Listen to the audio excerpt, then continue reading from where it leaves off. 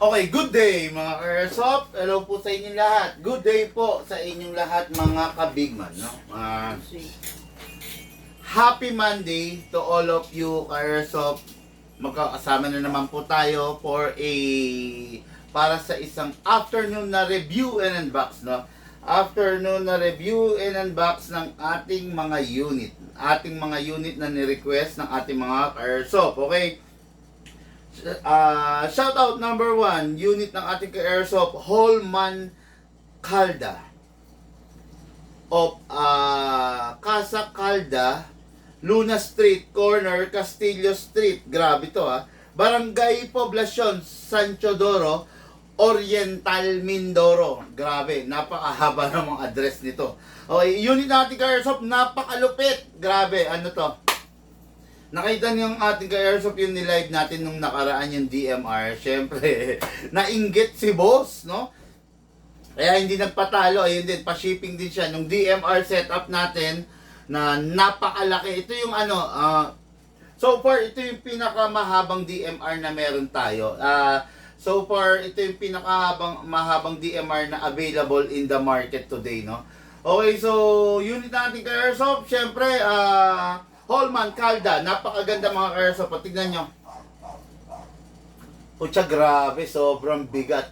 Sobrang haba. Ano to, mahigit 1 metro, no? Kasi 1, 2, 3. Kulang-kulang 4 feet no?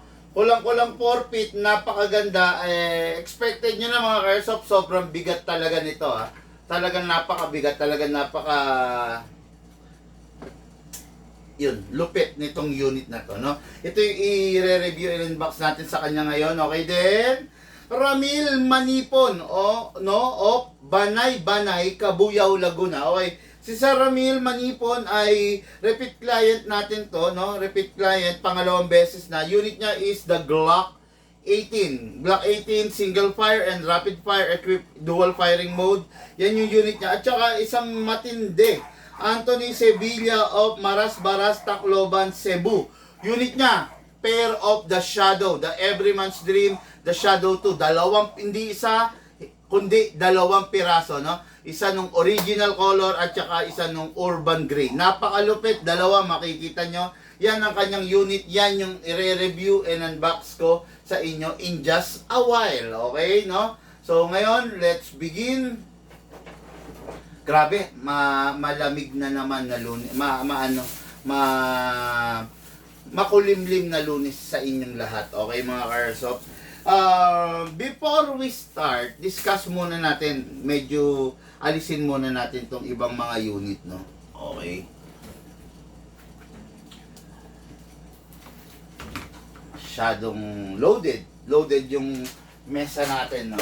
Okay, so before we start yung unit ng ating ka-airsoft, Holman Calda, discuss ko muna, no? Bakit may mga ganyan, big man? Ano ba yan? Bakit sadya bang may mga ganyang kahabang unit? Yes, no? This is a DMR, Designated Marksman Rifle, no? Normally, ito yung mga pamalit, ito yung mga, sabihin na natin na na pamalit doon sa mga sniper rifle. If you are a sniper rifle user, tapos gusto mo naman ng konting twist, di ba? Kasi we all know na ang sniper is a one cock, one shot unit. No? Isang kasa, isang putok na unit. Wala bang ilaw para matutukan to?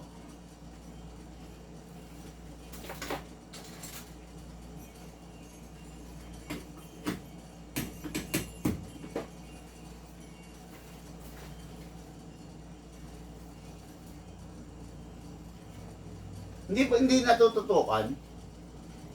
Wala na. Dapat to. Dapat yan, kaya lang masakit naman sa mata no? Pag yan ang tinutukan. Kita naman Kaya Oo, kita naman, kaya lang sakit na mata ko. Yun. Ang isa lang ang solusyon dyan. Mag-shades ako. Okay, no? Punasan lang natin madilim. Yun. Okay, masisira mata ko sa warm na light eh. Masyadong ano eh. Okay, so as I was saying kanina, ito yung pamalit doon sa mga sniper rifle na literal one cock one shot, no? Ito yung unit na talaga naman, no? Talaga namang mag-e-enjoy ka. It is because doon sa structure niya, pangalawa, doon sa pagiging replica niya, dahil 1:1 replica to ng tunay, no? Kung makikita ninyo mga ka-airsoft, napakalupit yan. Yan, ganyan ang pormahan nyo dyan, no? Itong unit na to, kung makikita ninyo, may bipod, no? Kasi hindi naman, itong unit na pag ganito, hindi mo na pwedeng kargahin to, no? Kaya ang pinaka the best talaga dyan is may bipod siya na, ayan. Okay din, sumisipat ka, pumepwesto ka left, right, pwede ka mag-twist, pwede mong iikot, no? The only downside of ganitong unit is, yun nga, tulad ng sinasabi ko, pag ganito nakahaba yung unit mo, hindi mo na pwedeng ipang-assault to. Why? Ikumpara natin yung ordinary CQB sa kanya. Ma'am Sally, lahat yung barrel, palagyan ng orange tip, yata meron dito. Hindi ko lang alam kung nasan yung iba. Pero, nasa kahon, di ba? Palagyan, tignan mo, ang dami, oh. Pag nahagip pa na kasi ng camera, eh. Ayan. Tapos, ayun nga, no? Itong ganito, hindi mo na pwede ipang-assault to. Bakit? Tignan nyo naman, mga airsoft, kung gaano kahaba to. Pag pinang-assault mo to, papasok ka sa mga pintuan, tatama at tatama siya, hindi na pwede. Ipapakita ko sa inyo, ikukumpara natin siya sa isang conventional na haba ng isang CQB na rifle, okay? Itong isa na to is a MK18. Yan, ito ang literal na CQB, no? Ayan, close quarter battle. O, yan ha. Kung makikita ninyo, ito siya, okay, kita ba sa camera yung haba niya? Sana kita sa camera. Ayan, basta yan ha. Tapos itatayo ko naman tong isa na to. Aray, medyo mabigat talaga siya. Ayan. Kung mapapansin ninyo, ayan na siya. Halos kasing haba lang siya ng scope, no? Haba. Grabe, ganyan kahaba yan. Ano yung meron pag yung unit mahaba? The more na, ayan ha, ngayon ibababa ko ha, ayan na pagkakapantay niya, ayan na, okay. Yan. Ayan siya mga ka-airsoft ha.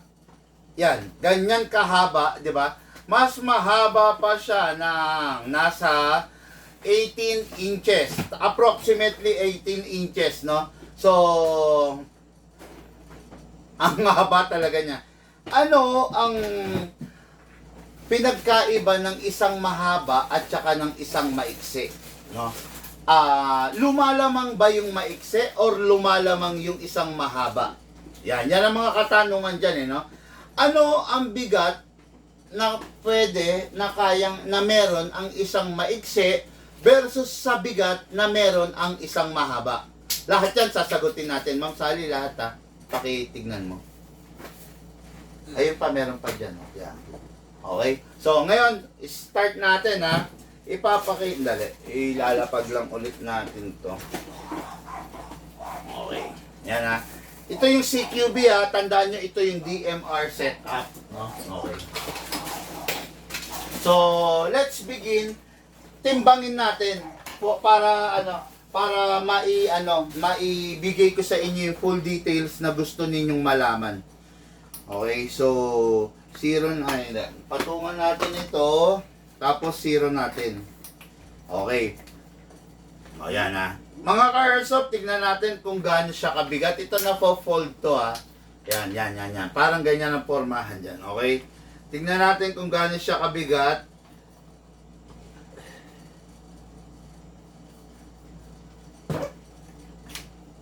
Naka-11. Dapat sa grams. Okay. Ganyan siya. Ito ha. Yan siya. Okay? Wala pang battery, wala pang bala, wala pang magazine na kasama. Ang bigat niya is 2.8.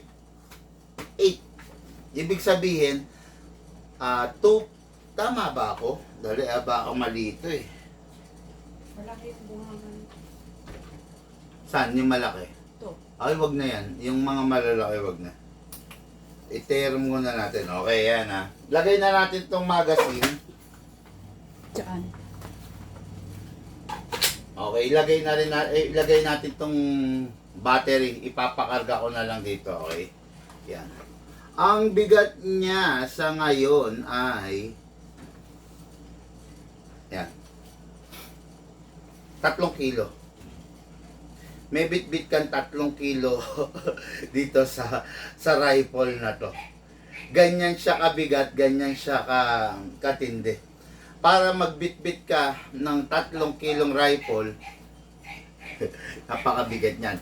Kaya mga ka-airsoft, diyan pumapasok yung yung bipod. Yan. Ayan, okay na. Kaya diyan pumapasok yung bipod kasi hindi pwedeng bit mo yung 3 kilo dahil mangangalay ka, no? Mangangalay ka sa tuwing bit mo yung 3 kilo.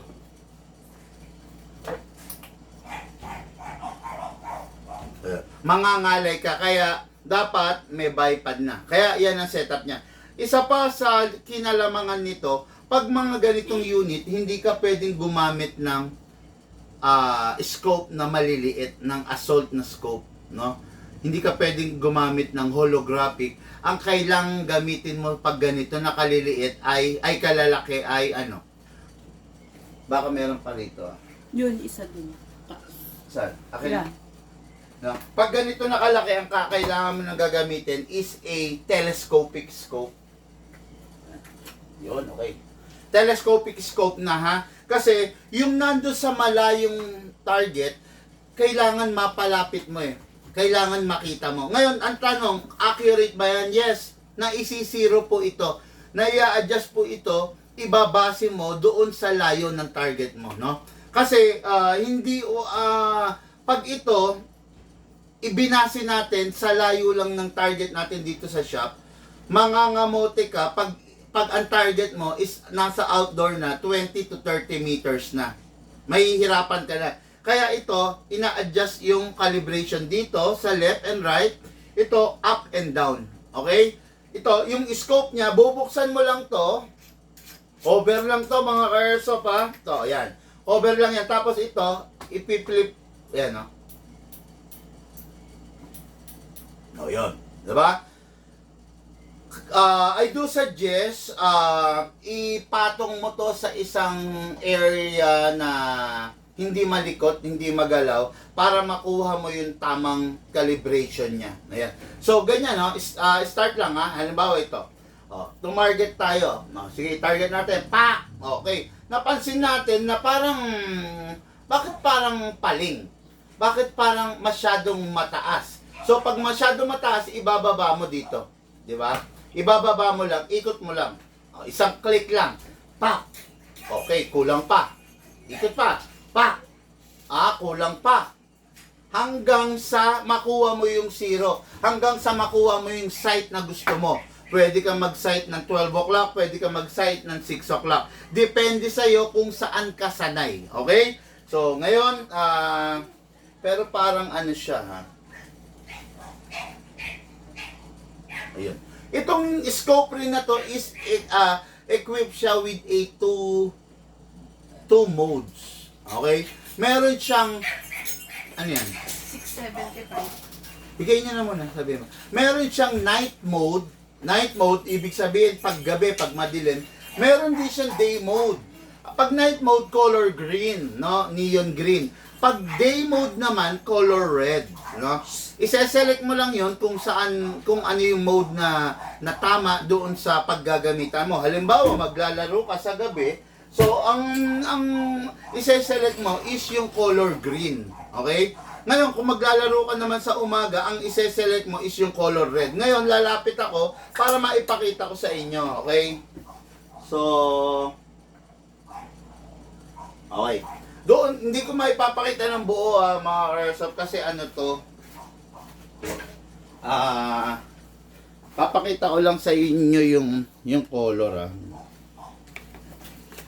Yan. Ayun ayan, mapapansin nyo color green, di ba? Ayan. Dito sa kabila. Hindi ko lang alam ha kung nakikita rito sa isa, pero tignan natin ha kung paano. May kabigatan kasi siya mga ka-airsoft. Alalayan mga Shane. Yan, dyan ka. Yan. Sige, atras mo. Okay. Ayun, oh. Ayun, yun. Oh. Color green. Oh, yan, ha. Color green. Ngayon, ire-red natin yan. Iikot mo lang. Yan. Pakita mo, Shane. Yan. Wala pa. Wala. Dali. Ayan na. Oh, yan. Ayan. Yan naman. Yan yung color red. Day mode. Okay, day mode. Yan yung day mode, ha. Kita mo, bibigatan si Shane. Baka mo na. Kasi nga talagang mabigat yung unit, mga ka-airsoft, no? Talagang solid na solid tong unit na to. Ewan ko ba, no? Bakit gumawa ng ganito? Alam niyo naman na ako, I am not a fan of a full metal unit, no?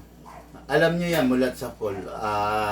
I am not a fan of a full metal unit. Pero, amazed ako sa tuwing nakakakita ko ng DMR. Actually, yung DMR, yun yung yung flavor of the year ko or flavor of the month ko, no. Favorite ko talaga yung mga unit na DMR kasi yun nga, pangmalayuan talaga sila, pangmasakitan, pangmatindihan, no. So, wag mong bibiruin to kasi ito yung mga ito yung mga pamalit sa mga conventional na sniper natin. Ito yung mga sabihin na natin na na unit na allowed sa 500 FPS. Kasi ganito kung ang gagamitin mo is pistol or rifle, hindi ka pwede mag 500 FPS. It is because pang assault yun no? Yung mga rifle, halimbawa assault rifle, hindi mo pwedeng i-500 FPS yun or 550 FPS.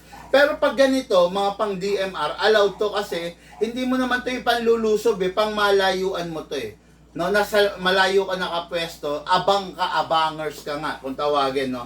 Kaya allowed sa kanya yung actually itong unit na to, pwede natin patuntungin to ng 700 FPS, no.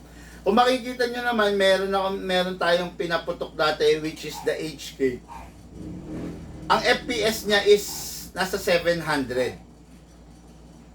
HK lang yun na ordinary lang na pinahaba lang natin. What more, itong unit na to na sadyang mahaba talaga. Kaya expected mo na talagang malakas to, no? Huwag mong bibiruin kasi hindi ka biro-biro tong unit na to dahil mahaba talaga siya, malakas talaga siya. Let's begin. Okay, number 1, alisin natin ang haba no. So, siya nga pala no, discuss ko lang muna. Yung mga nakakarga rito, ito, katulad nitong bipod, naaalis to, pwede nyong alisin, pwede nyong ikabit. Itong suppressor niya, pwede nyong alisin. Ayan, alisin natin. Okay, yan. Mas maiksi siya. Okay din siya, pero pwede mong ikabit. Okay, yan Okay, yan. Actually, napakasarap niya kasi feel na feel mo yung pagiging setup niya. Feel na feel mo yung maise-set up mo siya, no? Kaya napakaganda niya, no? Ako sa totoo lang, gandang-ganda ako sa niya, sa itsura niya, no? Okay, so itong scope na to, pwede mong alisin, pwede mong ikabit, pero pag na-i-zero mo na, wag mo nang iaalis. Ngayon, yung original niya na front and rear sight, ayan, still naka-intact, nandyan yan, tapos nandito rin. Pwede mo pa rin gamitin, no? Pero, yun nga sabi ko sa inyo, pag DMR setup, mas magandang gumagamit kayo ng scope, no? Mas magandang gumamit rin kayo ng scope na may kwenta. Huwag kayong gagamit ng scope na walang kwenta. Bakit? Kasi mga airsoft, minsan lang kayo mag-airsoft, no? Tandaan nyo, sa mga ganitong klaseng unit, ang magiging katuwang mo, magiging katulong mo is yung scope. Ngayon, kung gagamit ka ng scope na walang kwenta, ang tendency is, hindi ka rin magiging effective. Okay? Kaya, kasi, if you are a sniper guy, aasa ka talaga sa scope.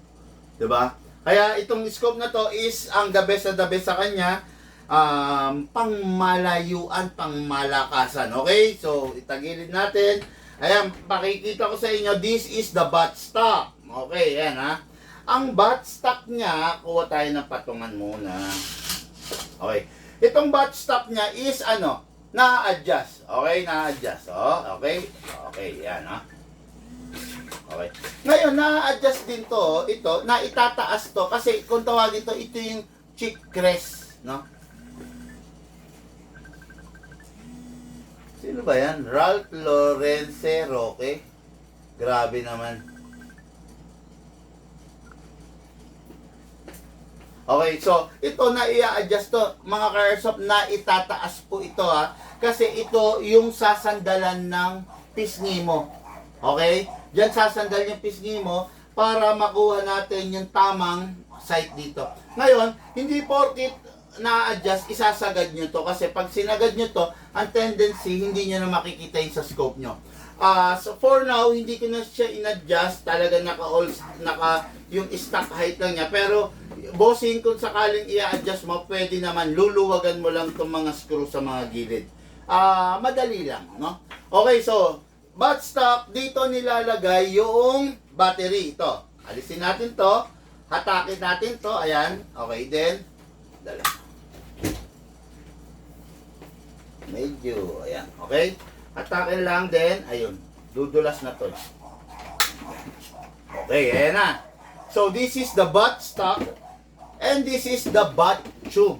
Okay, dyan natin ilalagay yung battery natin. Hatakin lang natin yung wire. Ayan, no? Ayan yung plug. Okay?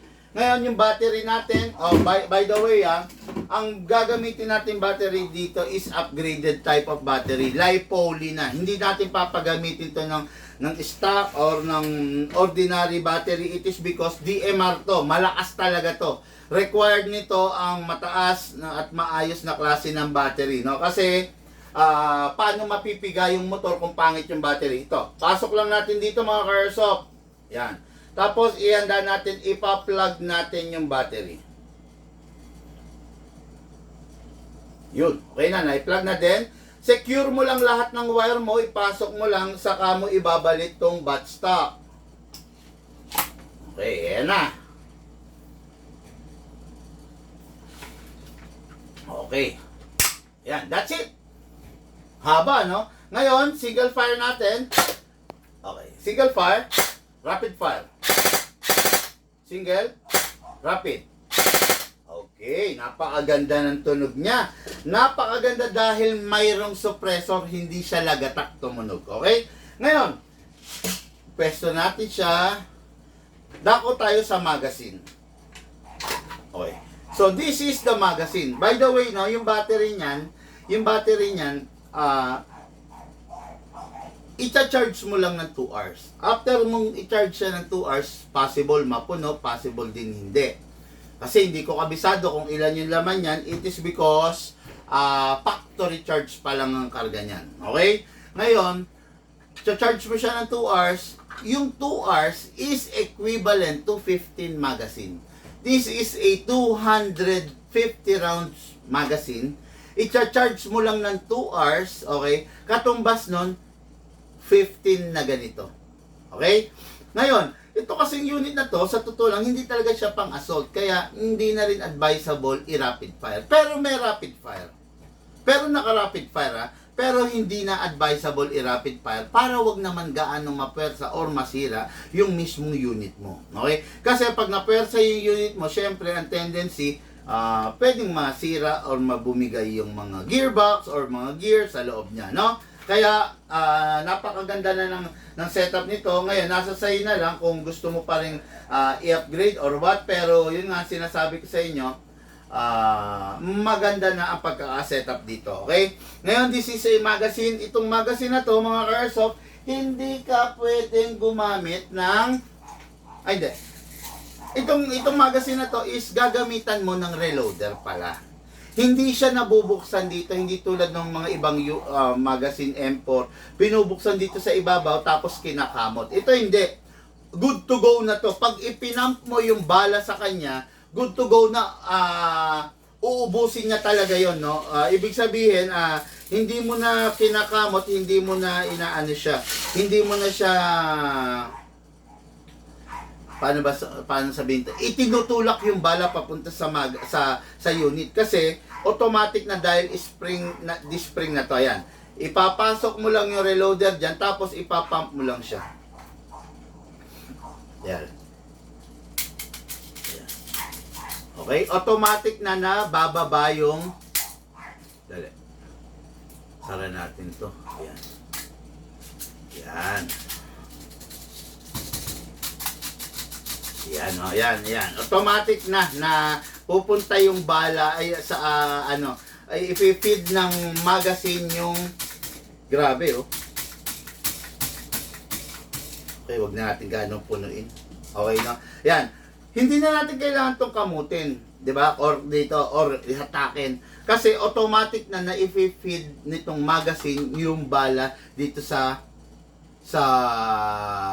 unit. It is because may spring to na nagtutulak na agad. Ayan, no? Ganda ng magazine. Ang laki, ang tikas, talagang pan DMR, no? Okay, ngayon, papasok natin dito sa ilalim.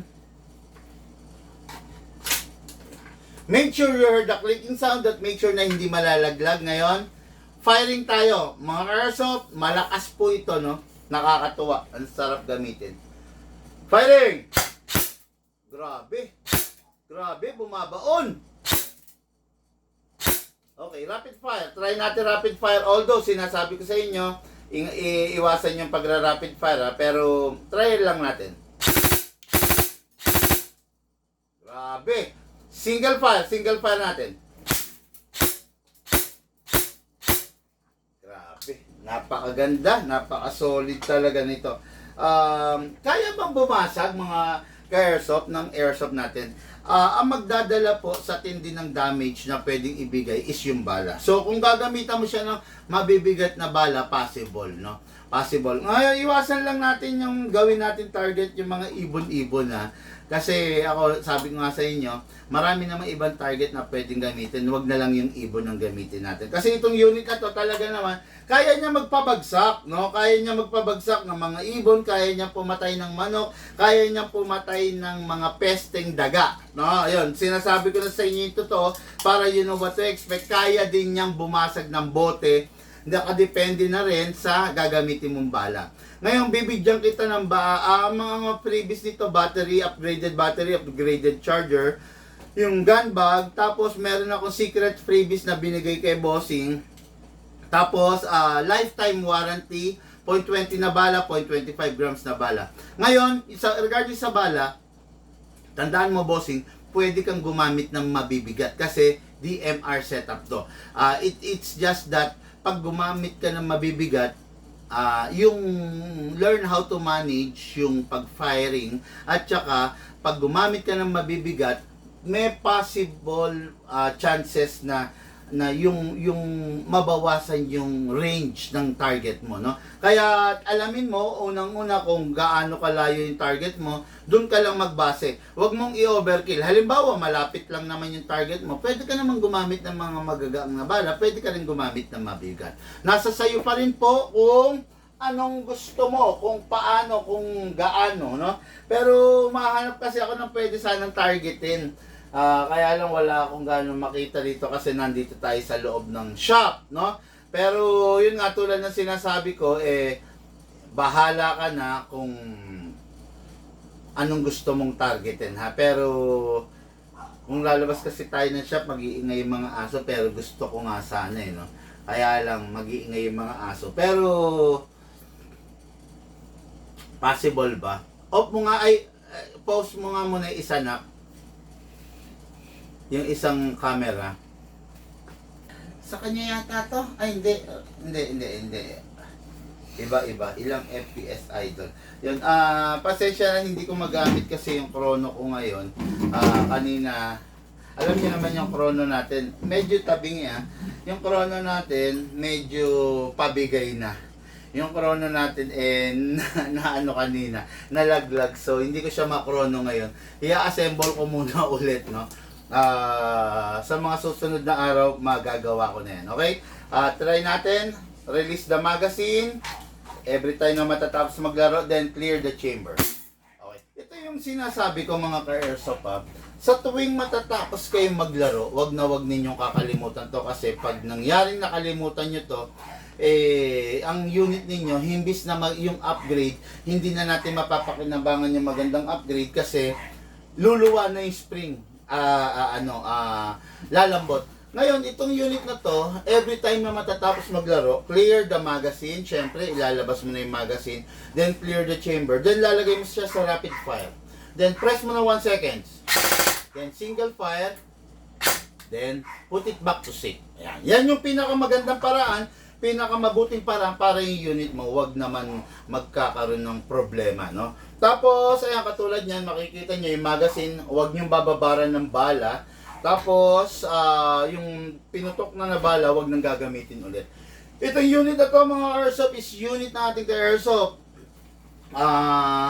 Holman Calda of San Teodoro Oriental, Mindoro. Ito na po for packing and for shipping. Napakalakas, napakasarap, grabing gamitin, no? Kung sakali dumating yung panahon na manghina siya after 2 years, 3 years, 4 years, mabawasan yung lakas niya, lifetime warranty po sa amin. Libre lang po yung upgrade, no? I-restore natin sa pinakamalakas ulit na na pwede nakakayanin ng unit ng libre. Wala po kayong babayaran, libre lang po. Maliban na lang kung talagang gusto nyong i-upgrade siya ng hindi restore. Iba kasi yung restore, pag sinabi restore, ibabalik natin siya doon sa dati, no? So, pag i-upgrade po, kung ano man yung whatever the upgrades na gusto nyo, is yun lang naman ang babayaran nyo. Pero libre lahat ng parts na libre lahat ng labor and job na gagawin natin sa unit, no? Pero kung gusto nyo restore, walang problema, ibabalik po natin siya. Kasi part po yun ng lifetime warranty ng Bigman Hobby Shop. Unit ng ating ka-airsoft, napakalupit! Nga ba? Okay, napakalupit ito para sa ating ka-airsoft from San Teodoro Oriental, Mindoro. Ito na po, for packing and for shipping po. Okay, no? Isa pang reminder ko lang, kung sakaling i-charge nyo siya, make sure na alisin niyo yung battery dito. Huwag niyo yung i-charge na nandito yung battery. It is because mag-iinit, no? Pag nag-init, bababa yung lifespan ng battery mo. Syempre, sino ba naman ang gusto na yung battery lifespan niya is babagsak, 'di ba? Ayan. Kaya yun lang ang maipapayo ko, mga airsoft. Napakaganda ng unit natin. Gamitin lang natin ng tama, gamitin lang natin ng maayos nang ayon sa pinayo ng inyong dealer. Okay? Ngayon, nasa na ba tayo? Ito na. Sabi ko lang muna to. This unit is for packing and for shipping. Ready na po para sa ating ka-airsoft. Grabe. Super bigat talaga. Nakakarindi. Ang tindi-tindi, no? Okay, so kulang lang siya na ito. Next natin ito. Pero sandali lang, mga ka-airsoft, ha.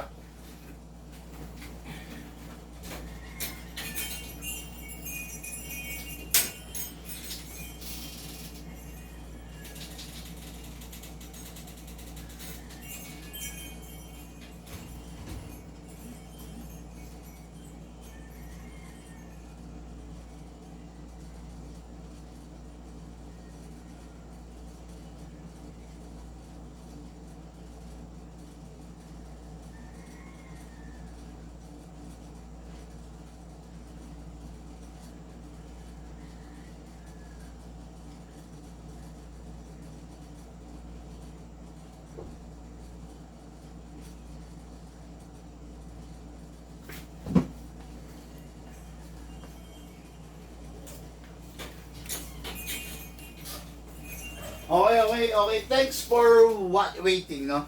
Next natin na unit, mga ka-airsoft, is unit ng ating ka-airsoft, Romel Manipon, okay, of Banay-Banay, Cabuyao, Laguna, okay? Yung unit niya is no other than Glock 18. Glock 18 is equipped with single fire and rapid fire, okay? Pag nakataas, single fire. Pag rapid fire, nakababa. What is good and special about the Glock 18? Ang Glock 18 is, yun nga, very lightweight na unit, no?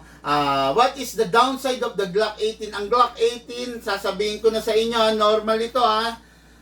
Walang halong biro or walang halong pagtatakip or walang halong kahit ano pa man. Ang Glock 18 is prone sa pagkasira compare mo into Glock 17. Tandaan nyo, ha?